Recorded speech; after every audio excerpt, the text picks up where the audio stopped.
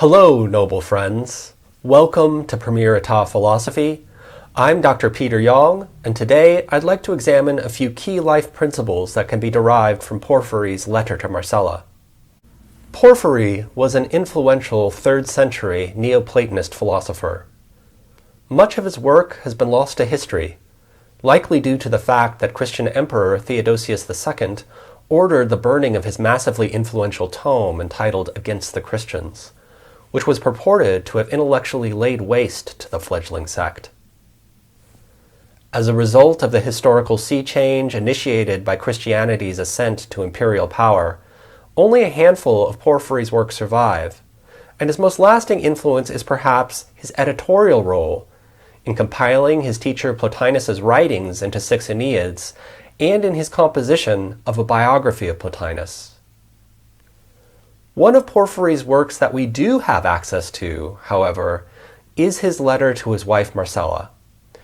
In it, he attempts to comfort his wife on account of his absence, as he's been called away from home to attend to the affairs of the Greeks and forced to delay his return. But as with other famous epistles of the ancient world, his letter not only addresses the particular concerns of his wife, but also serves as a universal exhortation to philosophy amid life's sorrows. As I was rereading Porphyry's letter, 3 principles stood out as particularly important for us today. The first is to expect difficulty in life. Porphyry contends that anything worth striving for will meet with resistance in the material world. He explains, quote, "It is impossible that those who desire to be mindful of their return should accomplish their journey home through this terrestrial exile pleasantly and easily, as through some smooth plain. For no 2 things can be more entirely opposed to one another than a life of pleasure and ease and the ascent to the gods. As the summits of mountains cannot be reached without danger and toil, so it is not possible to emerge from the inmost depths of the body through pleasure and ease, which drag men down to the body. For 'tis by anxious thought that we reach the road, and by recollection of our fall. But even if we encounter difficulties in our way, hardship is natural to the ascent, for it is given to the gods alone to lead an easy life." End quote. Here Porphyry invokes the Platonic doctrine that we are immortal souls, fallen into the gross world of matter, who, as a result of our descent, have forgotten our true home in the higher spheres of being. Such myths no longer sit well with us, awash as we are in the dogmas of a materialistic culture. I personally believe that the Platonic view of the soul has much to recommend it, and that it tends to be peremptorily dismissed without receiving a fair hearing. I'll discuss this in a later video, but for now, it is sufficient to note that the principle that we should expect difficulty in life holds true independently of this doctrine. In the world in which we live, the lofty and the noble can be attained only through intense struggle. Just as Hercules had to undertake great labors before ascending to the gods, so too must we suffer greatly if we hope to achieve anything of note. For Porphyry observes, quote, "It is not those who live a life of pleasure that make the ascent to the gods, but rather those who have nobly learnt to endure the greatest misfortunes. Whether through self-help, positive psychology, or psychopharmacological drugs, we, in our culture, feel compelled to mute our suffering, often by numbing our minds entirely. As a result, we can no longer hear what our pain has to teach us. When difficulty and distress mark our path, Porphyry likens them to heavy iron chains, reminding us of our bondage to delusional beliefs and illusory passions, and spurring us on, as a result, to cast them off and be free. Porphyry contrasts pain's iron chains with pleasure's golden ones, which by their apparent beauty dazzle their wearers into bearing them willingly, even enthusiastically. Porphyry thus provides us with an alternative strategy for handling psychological distress than what is on offer today. Rather than attempting to eliminate suffering, Porphyry suggests that we can choose to bear it with nobility. Indeed, this has long been considered one of the virtues of philosophy. As the rhetorician Isocrates noted in his panegyric to Greek culture, philosophy distinguishes between the misfortunes that are due to ignorance and those which spring from necessity, and teaches us to guard against the former and to bear the latter nobly. How might our lives be different if instead of trying to rid ourselves of sorrow, we learned to accept it with magnanimity and continued our ascent towards the good? The second principle we can derive from Porphyry's letter is that you, at your core, are not a sensible object.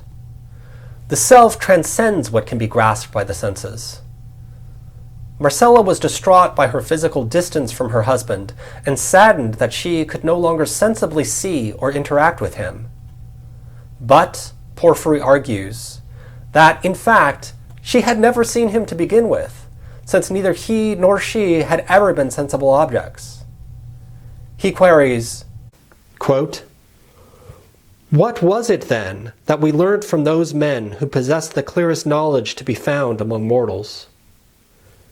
Was it not this, that I am in reality not this person who can be touched or perceived by any of the senses, but that which is farthest removed from the body, the colorless and formless essence which can by no means be touched by the hands, but is grasped by the mind alone.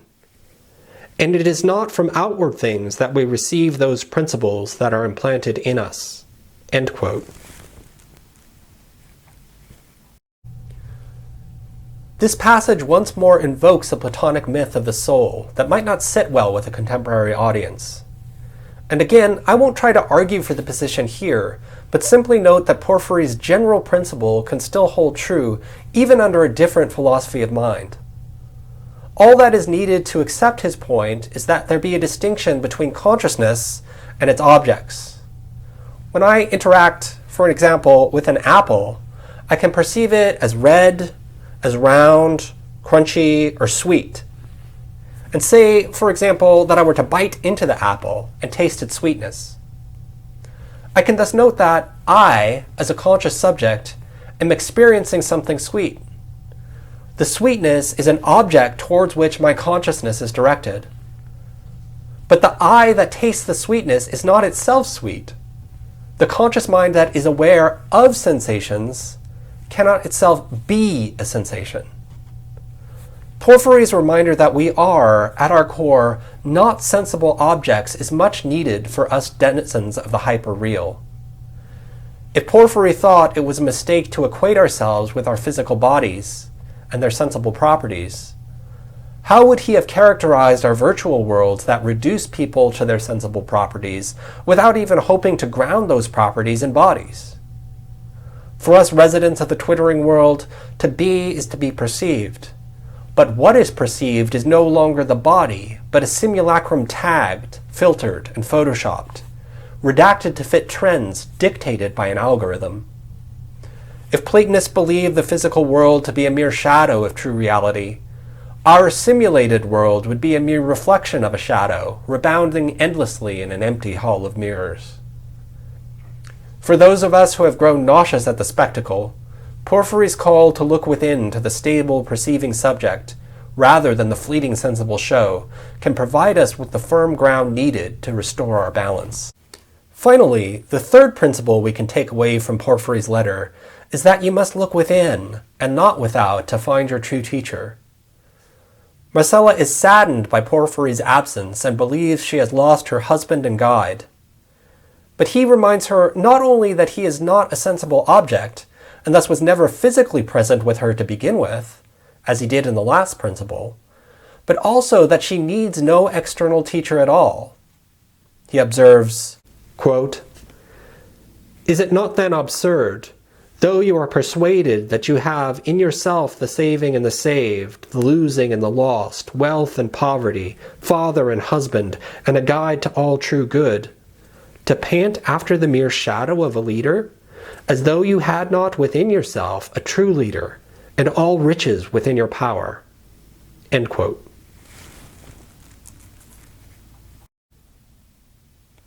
Here Porphyry claims that Marcella holds within herself not only that which needs saving, but also the power to save.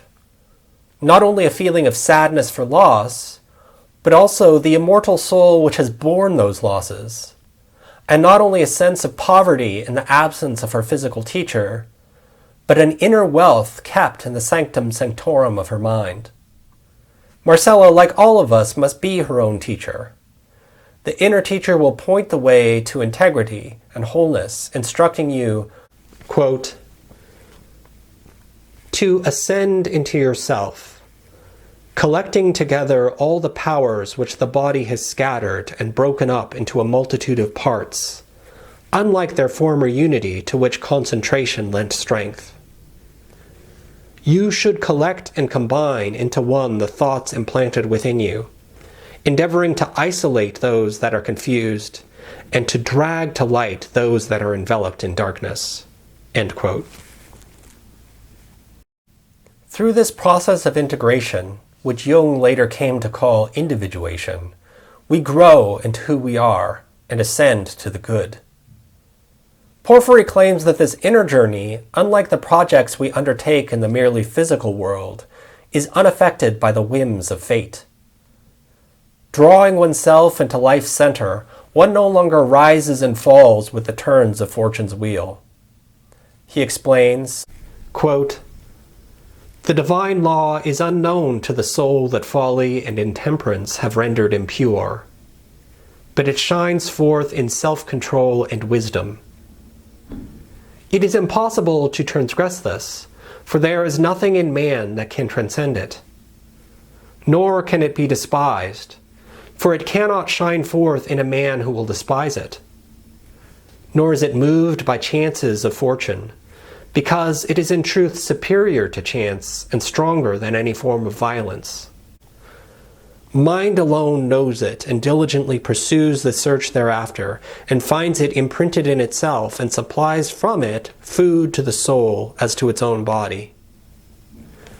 Thus mind has become teacher and savior, nurse, guardian and leader, speaking the truth in silence, unfolding and giving forth the divine law, and looking on the impressions thereof in itself, it beholds them implanted in the soul from all eternity.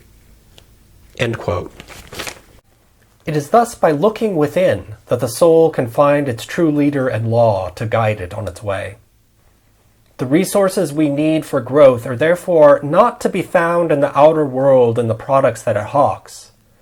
No marketplace of ideas could ever furnish what we need. For what is truly needed can be found only within ourselves, as the mind turns inward and ascends to its source.